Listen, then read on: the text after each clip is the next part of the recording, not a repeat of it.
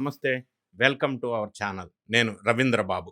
Amaravati the people's capital of Andhra Pradesh మీద YSR Congress party శ్రేణులకి జగన్మోహన్ రెడ్డి గారికి ఒక స్పష్టమైన క్లారిటీ లేకపోగా ఒక కన్ఫ్యూజన్ స్టేజ్‌లో ఉండి మావిగన్ లాంటి పేర్లను సూచిస్తూ మరి పార్లమెంట్‌లో రాజ్యసభలో, లోక్‌సభలో రెండిట్లో కూడా బిల్లు ప్రవేశపెట్టినప్పుడు 11 పార్టీలు వాళ్ళు అంటే ఇంక్లూడింగ్ కాంగ్రెస్, ఇండియా కూటమికి సంబంధించిన పార్టీలు బిల్లుకు సపోర్ట్ చేసి మద్దతు తెలిపితే ఆశ్చర్యంగా వైఎస్ఆర్ కాంగ్రెస్ పార్టీ బిల్లుని వ్యతిరేకిస్తూ సభ నుంచి వాకౌట్ చేసిన విషయం మనం చూసాం. సరే కారణాలు వైఎస్ఆర్ కాంగ్రెస్ పార్టీ చెప్తున్న కారణాలేంటంటే అమరావతికి వ్యతిరేకం కాదు, బిల్లుకు వ్యతిరేకం. ఇదేదో గమ్మత్తైన వ్యవహారం. తర్వాత మరి అమరావతి రాజధాని ఒక నాయకుడు అంటారు, లేదు మావిగన్ రాజధాని అని ఇంకొక నాయకుడు అంటారు. అట్లా రకరకాల వాదనలు, రకరకాల స్టేట్మెంట్స్ వైఎస్ఆర్ కాంగ్రెస్ పార్టీ శ్రేణుల నుంచి వినిపిస్తూ ఉన్నాయి.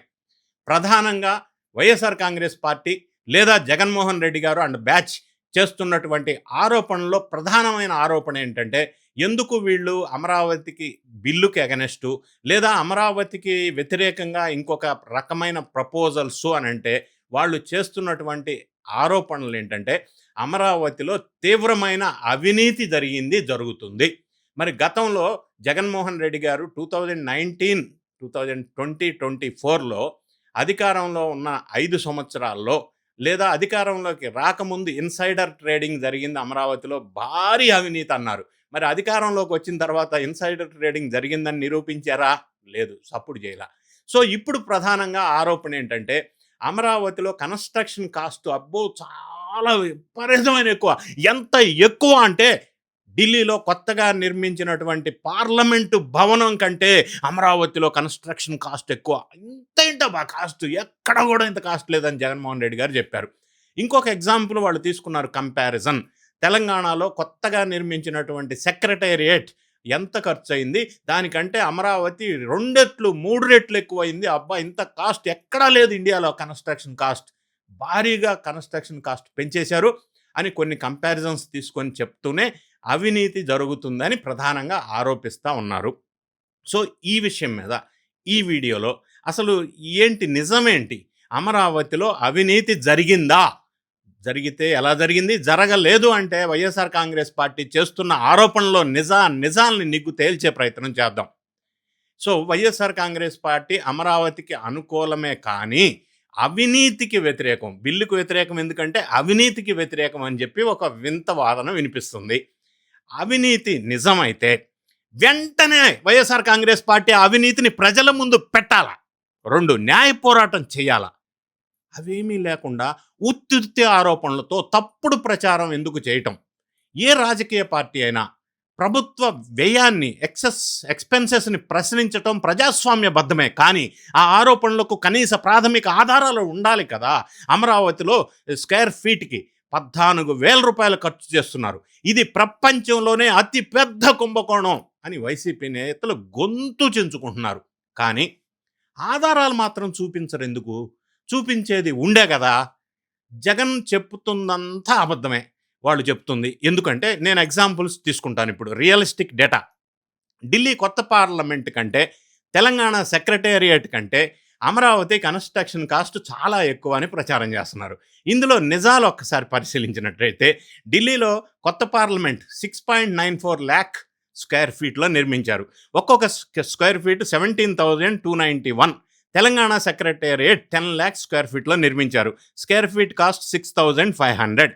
ప్రపంచ స్థాయి ఐకానిక్ భవనాలు, సెక్రటేరియట్, హైకోర్టు వంటి అత్యున్నత ప్రమాణాలు కలిగిన నిర్మాణాలకు అయ్యే ఖర్చును అవినీతిగా చిత్రీకరించటం మరి కేవలం రాజకీయ దురుద్దేశం కాదా? ఒకవేళ నిజంగానే అవినీతిపై జగన్ రెడ్డి గారికి అంత చిత్తశుద్ధి ఉంటే విశాఖలో ఋషికొండ ప్యాలెస్ అప్పట్లో నిర్మాణం చేశారు, మరి దాని మీద కొంత డిస్కస్ చేయాల్సిన అవసరం ఉంది. కేవలం ఆయన విలాసం కోసం పర్యావరణ నిబంధనలు తుంగలో తొక్కి ప్రజాధనాన్ని నీళ్లలాగా ఖర్చు చేసి రహస్యంగా నిర్మించినటువంటి ఆ ప్యాలెస్ 1.4 lakhs ఎస్ఎఫ్టీ. ఆ ఎస్ఎఫ్టీకి 35,714 ఖర్చు చేశారని చెప్పి వెలుగులోకి వచ్చింది. 35,714 రూపీస్.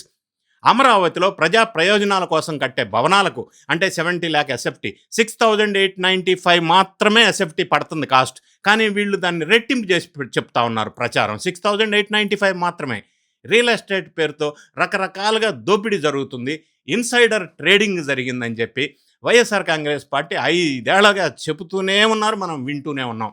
మరి కానీ ఆయన 5 ఏళ్ల కాలంలో అధికారం వాళ్ళ చేతుల్లోనే ఉన్నప్పుడు ఒక్కటంటే ఒక్కటి ఇలా అవినీతిని, అన్యాయాన్ని నిరూపించేది ఉండే కదా, ఎందుకు నిరూపించలేకపోయారు? సిట్ వేశారు, క్యాబినెట్ సబ్ కమిటీ వేశారు, సుప్రీంకోర్టు దాకా కూడా వెళ్ళారు. కానీ ఎక్కడా కూడా అంగుళం అవినీతిని కూడా నిరూపించి బయట పెట్టలేకపోయారు. ఆధారాలు లేని ఆరోపణలు చేయటం వల్ల అమరావతి బ్రాండ్ ఇమేజ్ దెబ్బతింటుంది కదా. దానివల్ల రాష్ట్రానికి రావలసిన వేల కోట్ల పెట్టుబడుల్ని అడ్డుకున్నట్టు అవదా? ఇప్పుడు ఢిల్లీ స్థాయిలో కూడా వైసీపీ వాదనను ఎవ్వరూ పరిగణలోకి తీసుకోకపోవటానికి గల కారణం ఈ నిరాధారమైన అబద్ధాల ఆరోపణల ప్రచారం. నిధులు రాకుండా కుట్రలు ఎందుకు?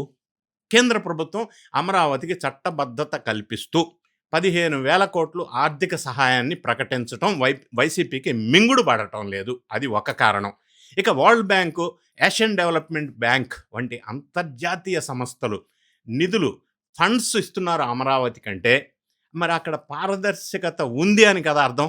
అంతర్జాతీయ బ్యాంకులు ప్రాజెక్ట్ రిపోర్టుల్ని డీటెయిల్డ్గా స్టడీ చేయకుండా, ఎగ్జామిన్ చేయకుండా రుణాలు మంజూరు చేస్తాయా? ఒక్క క్వశ్చన్ నాది, జస్ట్ ఆస్కింగ్. ఒకవేళ వైసీపీ చెప్తున్నట్టుగా అవినీతి ఉంటే ఈ సంస్థలు నిధులు ఎందుకు ఇస్తారా? ఇవ్వరు కదా.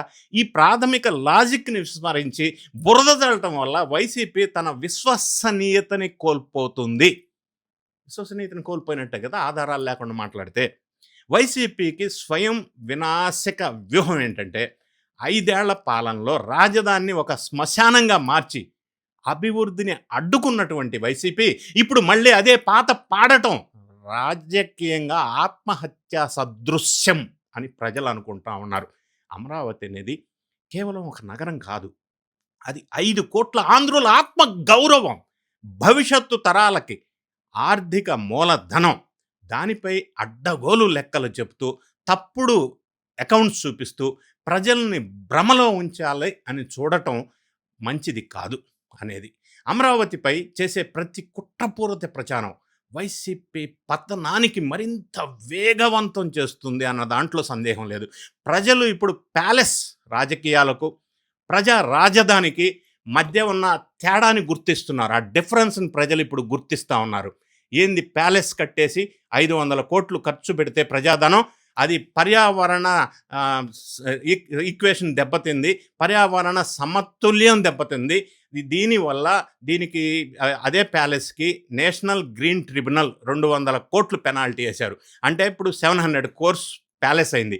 ఆ ప్యాలెస్ ఎస్ఎఫ్టీ 35,714 రూపీస్ పెట్టి కట్టి అమరావతి 6,500 రూపీస్ ఎస్ఎఫ్టీతో కడతంటే పర్థం లేని ఆరోపణలు, ఆధారాలు లేని ఆరోపణలు, బేస్లెస్ అలిగేషన్స్ ఇవన్నీ చేయటం వల్ల అంటే అమరావతిని ఏం చేయాలని ఎందుకు ఇంత ద్వేషం? పెట్టుబడులు రాకుండా పోతే రాష్ట్రం డెవలప్మెంట్ కుంటూ పడుతుంది కదా. ఇటువంటి రాజకీయ దురుద్దేశంతో ఆరోపణలు అంటే ఆధారాలు లేకుండా చేయటం ఎంతవరకు కరెక్ట్? వైఎస్ఆర్ కాంగ్రెస్ పార్టీ శ్రేణులు, మరి ముఖ్యంగా జగన్మోహన్ రెడ్డి గారు బాగా ఆలోచించుకోవాల్సిన అవసరం ఉంది. అది రాష్ట్ర ప్రతిష్టకు, పెట్టుబడులకు ప్రభావం చూపే అవకాశం ఉంది. ఇటువంటి దుష్ప్రచారం చేయటం వల్ల నిజాల్ని, ఒకవేళ నిజం ఉంటే ఆధారాలని బయటపెట్టి న్యాయస్థానంలో చేయొచ్చు, ప్రజల ముందు కూడా పెట్టవచ్చు. ఆ పని చేయకుండా ఇటువంటి కామెంట్స్ చేయటం ఎంతవరకు సహేతుకం అనేది నా ప్రశ్న. మరి మీరేమనుకుంటున్నారు? మీ కామెంట్ని కామెంట్ రూపంలో తెలియజేయండి. వీడియో నచ్చినట్టయితే లైక్ చేయండి, మీ ఫ్రెండ్స్కి షేర్ చేయండి. Thank you so much for watching.